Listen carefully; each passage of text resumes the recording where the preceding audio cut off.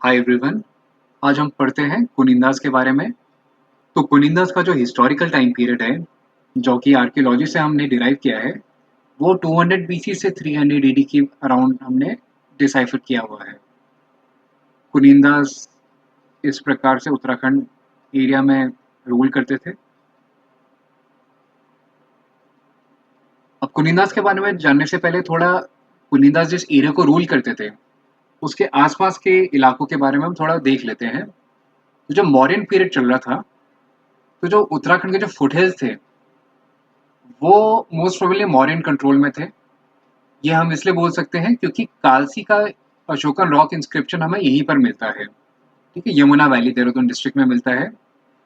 जो उत्तराखंड जो है वो एंशियंट ट्रेड रूट्स, यानी जो तिब्बत की तरफ तिब्बत के साथ जो ट्रेड होता था, वो वहाँ के जो ट्रेड रूट्स थे वो उत्तराखंड से पड़ते थे। तो इसलिए उत्तराखंड काफी एक इम्पोर्टेंट लोकेशन भी हुआ करती थी। तो कालसी का जो अशोकन रॉक एडिक्ट है वो पूरे नॉर्थ इंडिया का इकलौता रॉक एडिक्ट है। उसके अलावा जो बाकी रॉकेटिक्स है वो हमें नॉर्थ वेस्ट इंडिया या साउथ इंडिया उसकी तरफ मिलते हैं। तो एक तरह से ये इंडिकेशन देता है कि जो नॉर्दर्न मोस्ट जो एक्सटेंट था अशोकन एम्पायर का, वो उत्तराखंड के फुटहिल्स के आसपास कहीं था। ठीक है, जो अशोकन इंस्क्रिप्शन है वो हमें दो एविडेंसेस देते हैं।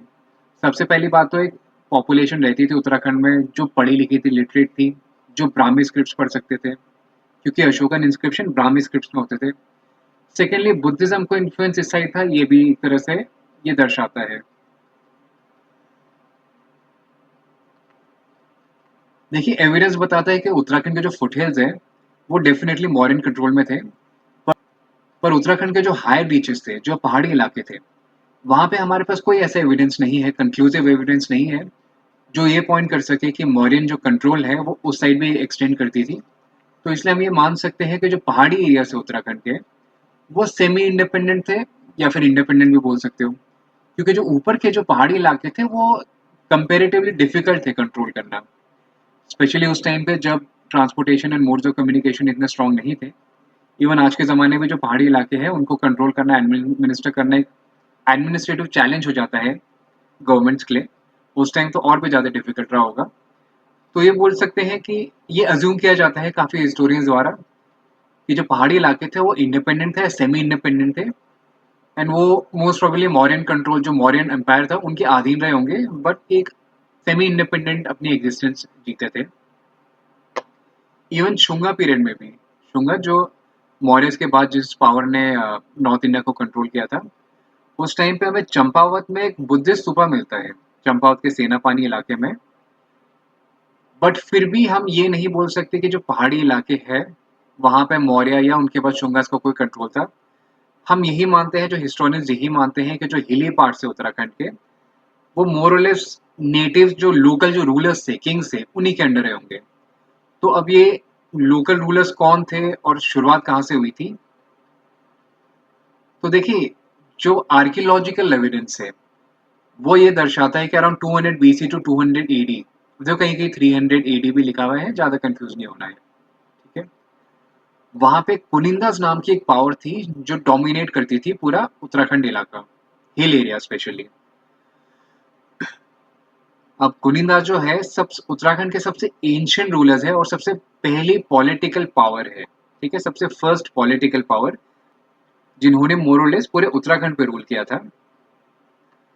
अब अगर हम नॉन आर्कियोलॉजिकल सोर्स देखें तो सबसे पहला मेंशन जो कुनिंदास का है वो पाणिनि के अष्टदही में मिल जाता है। ठीक है, जहां पे उन्होंने कुनिंदास को अयोध्याजीवी संघ बोला है, दैट मीन्स एक warrior Republic.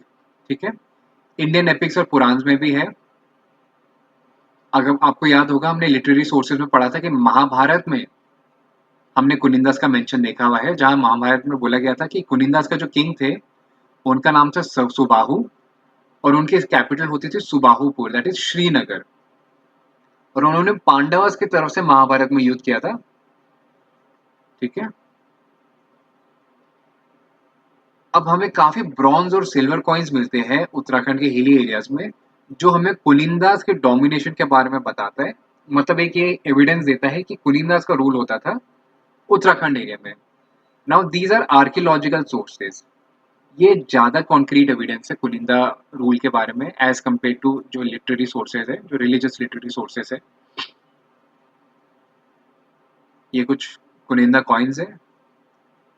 Doctor Yashwant Katoch, इनका ये मानना है कि कॉइन जो है ये ओनली सोर्स ऑफ एविडेंस है कुनिंदास के बारे में। मतलब एक तरह से लिटरेरी सोर्सेज़ की तरफ इन्होंने इतना ध्यान नहीं दिया और इनका मानना है कि सिर्फ़ ये कॉइन से ही हम पता लगा सकते हैं या हम ये अज़म्पशन लेते हैं कि कुनिंदास का यहाँ पे रूल हुआ करता था। अब ये कॉइन्स 3 प्रकार के हैं। सबसे पहले तो है अमोघ भूति टाइप। अमोघ भूति कौन थे? ये माना जाता है कि कुनिंदास के सबसे महान, सबसे ग्रेटेस्ट किंग थे इस पूरे डायनेस्टी के और उन्होंने कॉइन इश्यू किया था जिनको हम अमोघ भूति टाइप कॉइन बोलते हैं। ये सिल्वर और कॉपर के होते थे। अब इनमें कुछ इनकम्प्लीट इंस्क्रिप्शंस होती थी जो ब्राह्मी खरोष्टी में होती थी या फिर सिर्फ ब्राह्मी में भी हो सकती थी। इनके कॉइन्स जहाँ-जहाँ पाए गए हैं, तो इससे हम ये अंदाज़ा लगा सकते हैं कि उनका शासन कहाँ से कहाँ तक था, उनका रूल कहाँ से कहाँ तक था। तो हमें इनके कॉइन्स बेस में भी मिले हैं, वेस्ट में।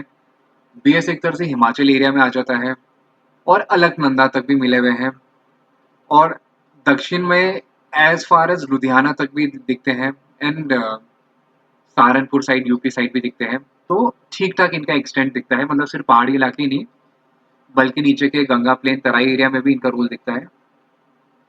दूसरे टाइप के कॉइन को बोलते हैं अल्मोड़ा कॉइन।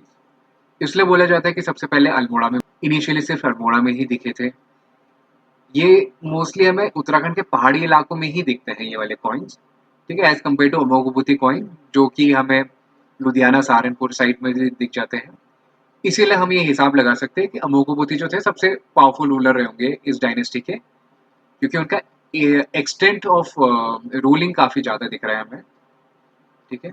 कुछ अल्मोड़ा टाइप ऑफ कॉइन्स हमें कत्यूर वैली में भी दिखाई देते हैं। कत्यूर वैली हमारे बागेश्वर में है। इस कॉइन्स में हमें कुछ नाम दिखाई देते हैं जैसे मृगभूति, शिवदत्ता, शिव पलिता, जो मोस्ट प्रोबेबली रूलर रहे होंगे कुनिंदा डायनेस्टी के।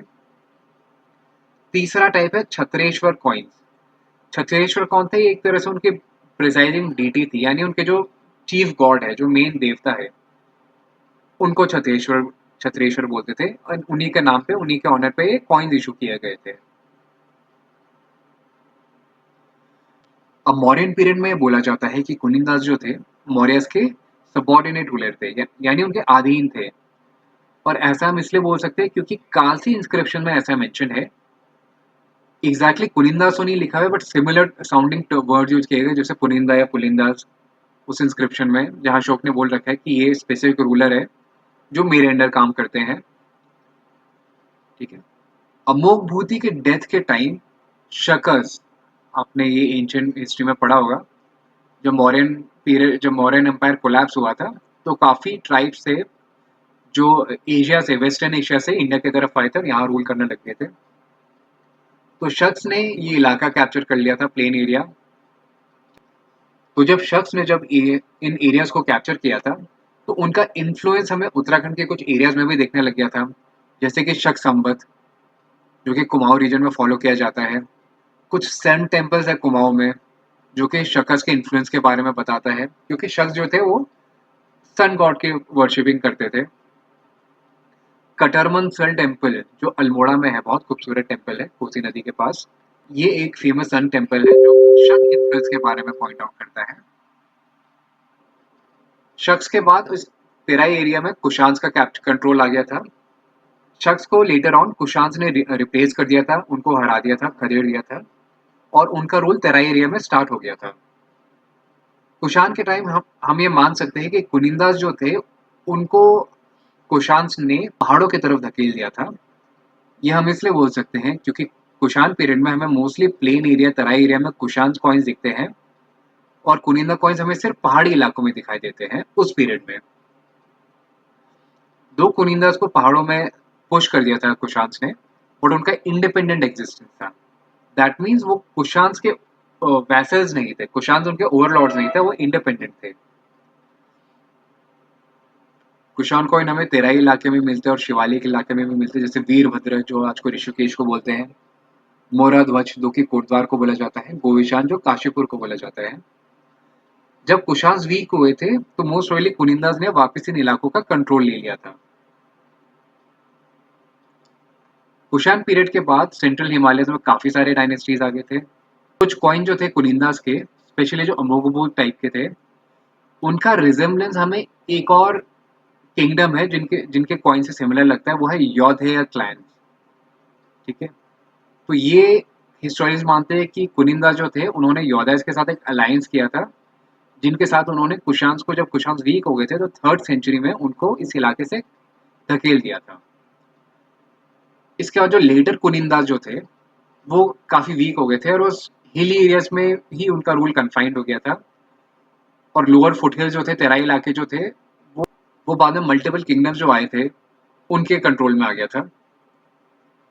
पर यह माना जाता है कि कुनिंदाज की जो फैमिली है वो बहुत सारे ब्रांचेस में बट गई थी और उत्तराखंड के अलग अलग इलाकों में रूल करने लग गई थी। एंड उनमें से एक जो ब्रांच थी वो बाद में जाके कत्यूर कत्यूर ब्रांच बन जाती है, बाद में कत्यूर किंगडम बन जाते हैं। फाइनली 5th सेंचुरी में जो कुनिंदा जो थे वो डिसअपियर हो गए थे, या और अच्छे से बोल सके बहुत छोटे छोटे किंगडम प्रिंसिपैलिटीज में बट गए थे, जिससे कि उनका जो रूल है वो एक तरह से इनइफेक्टिव हो गया था। अब नेक्स्ट आ जाते हैं योधियाज। योधियाज भी एक रिपब्लिक थे। ये 3rd से 4th सेंचुरी ईडी के आसपास मिलते हैं। ये कार्तिकेय भगवान के वर्शिपर्स थे। ठीक है, और कार्तिकेय भगवान की इमेजेस जो है उनके कॉइन्स में दिखाई देते हैं। योधिया क्लैन भी हमें पाणिनि के अष्टध्यायी में मिलते हैं और एक गणपत में भी मिल जाते हैं।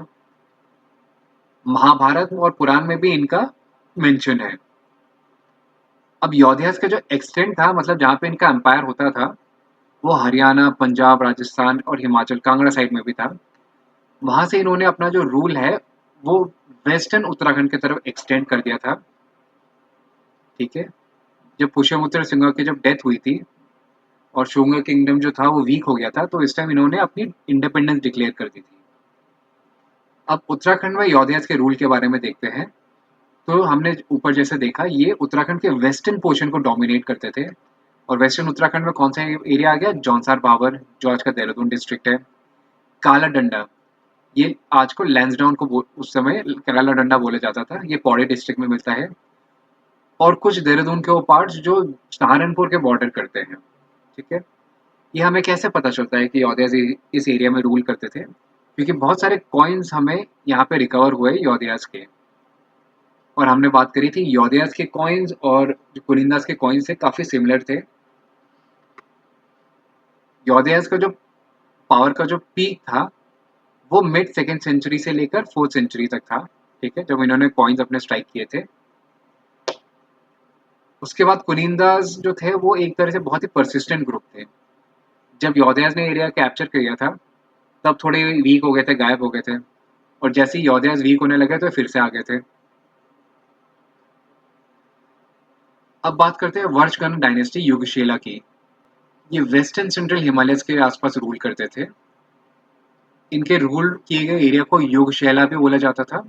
और उनके बहुत ही फेमस किंग थे जिनका नाम था किंग स्किलावर्मन। ठीक है, जिन्होंने 250 टू 300 एडी के आसपास रूल किया था इस एरिया को। इनका एक इंस्क्रिप्शन है जो कि हमें जगतपुर में दिखता है। जगतपुर कहाँ पे है? देहरादून डिस्ट्रिक्ट में है। ये यमुना बैंक में है और एक गांव है जिनका नाम है बाड़वाला गांव। यहाँ पे इस इंस्क्रिप्शन में उन्होंने ये दावा किया है कि इन्होंने 4 अश्वमेध यज्ञ किए थे। और अश्वमेध यज्ञ इस जमाने में बहुत रेयर होते थे और काफी आर्कियोलॉजिकल हमें एविडेंस मिला है जिससे ये चीज प्रूव होती है कि सच में उन्होंने अश्वमेध यज्ञ किए थे। तो इसलिए इनकी बाकी चीजों में भी हम यकीन कर लेते हैं जो इंस्क्रिप्शन में मेंशन्ड है, जैसे कि इनका रूल कब से कब था और कहाँ कहाँ था। जो जगतपुर का जो सॉरी नॉट जगतरा, जगतपुर, जो जगतपुर का जो साइट है उसको आर्कियोलॉजिकल सर्वे ऑफ इंडिया ने 1952 टू 1954 के बीच एक्सकेवेट किया था। इस एक्सकेवेशन में 3 फायर ऑल्टर्स हमें दिखाई देते हैं जो जहाँ पे यज्ञ हुए थे। और काफी इंस्क्राइब ब्रिक्स भी दिखाई देते हैं, ये आज के टाइम में प्रिजर्व्ड है।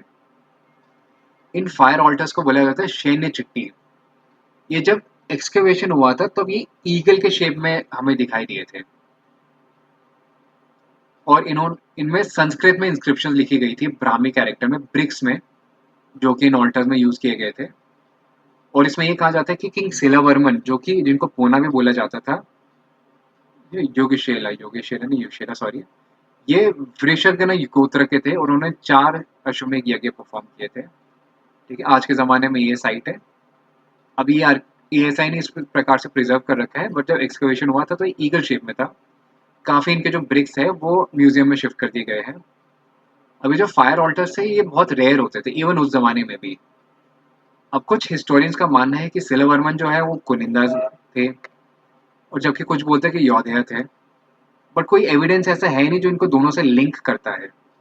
तो इसके बारे में हम इसलिए पढ़ रहे हैं इवन दो जो सिलेबस है उसमें कुनिंदाज और यौधेयस का ही मेंशन है, क्योंकि हिस्टोरियंस अभी भी कन्फ्लिक्टेड है कि ये इन दोनों में से कुनिंदा यौधेय में से कुछ एक है।